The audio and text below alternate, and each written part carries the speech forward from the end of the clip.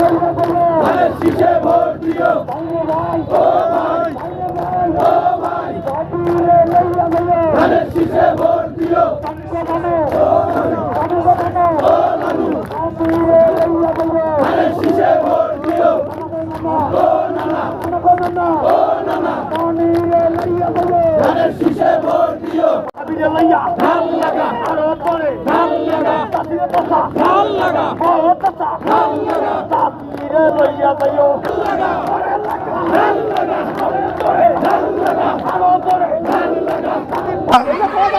Barrister Rajib ভাইয়ের নির্বাচনে আজকে তার সহধর্মিণী আমাদের এখানে 4টি প্রোগ্রাম করেছে। এই প্রোগ্রাম সাইডে বিপুল সংখ্যক পুরুষ এবং মহিলা বিপুল সংখ্যকের আয়োজন করেছি এবং বিপুল সংখ্যক মহিলা এবং পুরুষ এখানে জমায়েত হয়েছিল। স্বতঃস্ফূর্তভাবে সবার মুখে ধানের শীষের স্লোগান পাওয়া গেছে এবং তারা আমাদের উন্নয়নের কথা বলেছে। আমরা তিস্তা নদীর মহাপরিকল্পনার কথা বলেছি। তিস্তা নদীর মহাপরিকল্পনার বাস্তবায়নের পক্ষে তারাও মত দিয়েছে। তারা এই কথা শুনে ফ্যামিলি কার্ড এবং কৃষক কার্ডের জন্য এনারাও খুব খুশি হয়েছেন। আমাদের পার্টির চেয়ারম্যান তারেক রহমানের এই সিদ্ধান্তকে স্বাগতম জানিয়েছেন।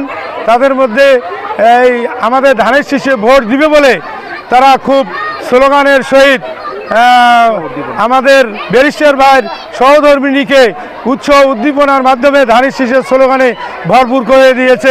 সুযোগ দিল না যে এই যে 26 সালের 12 ফেব্রুয়ারি নির্বাচন, আমরা যদি ধানের শীষে ভোট দেই তাহলে আমরা কি ব্যারিস্টার সাহেবকে এখান থেকে নির্বাচিত করতে পারবো না? আমরা সবাই বুঝতেছি যে আল্লাহর হুকুম হলে বিএনপি কিন্তু এবার রাষ্ট্র পরিচালনার দায়িত্ব পাবে, ঠিক আছে? আর আপনারা যদি ভুল করে অন্য কোনো দলের প্রার্থীকে নির্বাচিত করেন তাহলে সেটা কি আপনাদের জন্য ভালো হবে? ইনশাআল্লাহ আল্লাহর হুকুম হলে রাষ্ট্র পরিচালনার দায়িত্ব বিএনপি পাবে এবং আপনারা যদি এখানে ব্যারিস্টার সাহেবকে নির্বাচিত করতে পারেন তাহলে যত রকমের সরকারি সুযোগ সুবিধা আপনাদের আছে সবগুলো ব্যারিস্টার সাহেব আপনাদের কাছে এসে বুঝিয়ে দিবেন। আমাদের দল বিএনপি যদি রাষ্ট্র পরিচালনার দায়িত্ব পায় কি কি কাজ করবে এটা নিয়ে আমাদের জনাব তারেক রহমান সাহেব, আমাদের চেয়ারম্যান সাহেব 8টা পরিকল্পনার কথা বলেছেন।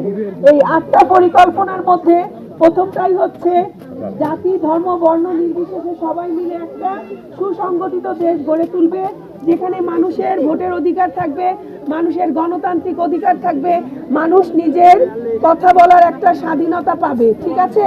আমাদের এই ভবিষ্যৎ প্রজন্ম ছোট ছোট ছেলেমেয়েরা যেন ওরা একটা ভালো জীবন মান পায়, ওরা একটা ভালো পরিবেশে নিজেদেরকে গড়ে তুলতে পায়, এটাই আমাদের মূল লক্ষ্য।